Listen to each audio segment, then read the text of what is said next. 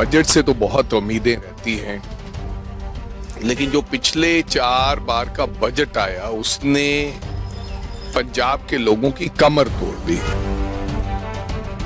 और 4 बजट में जो वादे किए थे, सरकार ने बड़े बड़े वादे किए थे। कहा था 20,000 करोड़ रुपए तो यूं ही सैंड माइनिंग से आ जाया करेगा। 30,000 करोड़ की जो लीकेज है अन्य डिपार्टमेंट्स में वो बंद हो जाएगी।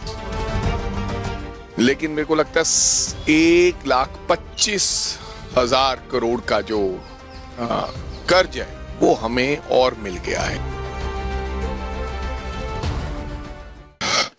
देखो, बजट से तो बहुत उम्मीदें रहती हैं, लेकिन जो पिछले 4 बार का बजट आया उसने पंजाब के लोगों की कमर तोड़ दी।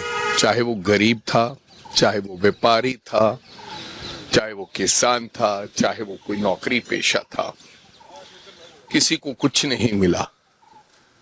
और 4 बजट में जो वादे किए थे, सरकार ने बड़े बड़े वादे किए थे। कहा था 20,000 करोड़ रुपए तो यूं ही सैंड माइनिंग से आ जाया करेगा। 30,000 करोड़ की जो लीकेज है अन्य डिपार्टमेंट्स में वो बंद हो जाएगी। उन्होंने ऐसा कुछ गिनाया था कि 56,000 करोड़ रुपया तो यूं ही हम सेव कर लेंगे बजट से। सेव तो कुछ नहीं हुआ, लेकिन मेरे को लगता है 1,25,000 करोड़ का जो कर्ज है वो हमें और मिल गया है। यानी कि 4.25 लाख करोड़ रुपए का जो घाटे का बजट आज मेरे को लगता पेश किया जाएगा। और कोई इंफ्रास्ट्रक्चर बोरोइंग तो हुई, लेकिन इंफ्रास्ट्रक्चर कोई नहीं बना पंजाब के अंदर। Not even a single medical college, not even a single college, not even a single new school. तो ऐसे बजट से क्या उम्मीदें लगाई जा सकती हैं? हाँ, ये जरूर सुना है कि अंतिम चुनाव में जाने से पहले इस बजट में महिलाओं के लिए 1,000 रुपया वो दे सकते हैं। इसलिए आज संडे के दिन उन्होंने वुमेन्स डे के ऊपर, मैं बधाई देना चाहता हूं तमाम हमारी वुमेन्स डे के ऊपर महिलाओं को, और बजट सेशन रखा है कि हम 1,000 रुपए की घोषणा करेंगे, एक बड़ा दिखाने की उसमें। लेकिन 4.25 साल बीत गए हैं, 48 महीने बीत गए हैं, लेकिन अब 1,000 रुपया देना क्या वाजिब होगा? 1,000 रुपया दीजिए, आपका धन्यवाद।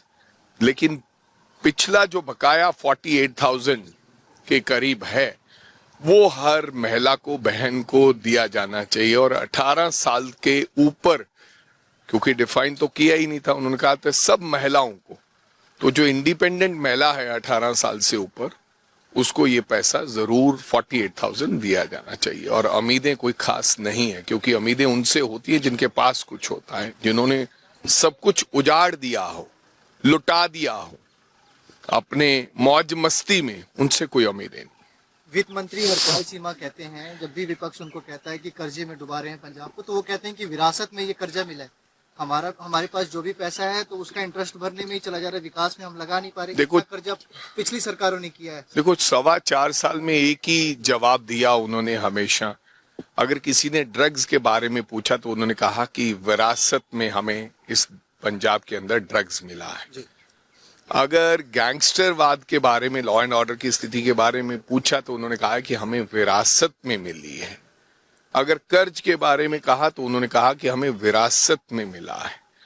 फिर आपने इतने वादे क्यों किए थे? आपको पता होना चाहिए था कि विरासत में अगली सरकार कोई बनाने जा रहा है। मैं आगे भी श्रोमणी अकाली दल को भी कहना चाहूंगा, जो बड़े बड़े वादे कर रहे हैं, 3,000 पेंशन का वादा किया है। जो ताश खेलने वाले लोग होंगे, प्ले कार्ड्स खेलने वाले, उनके गांव में 10 लाख दे दूंगा। तो मेरे कहने का मतलब, ये जो वादे लोग करते हैं, किसने कहा? आप वो कर्ज को देख के वादा कीजिएगा।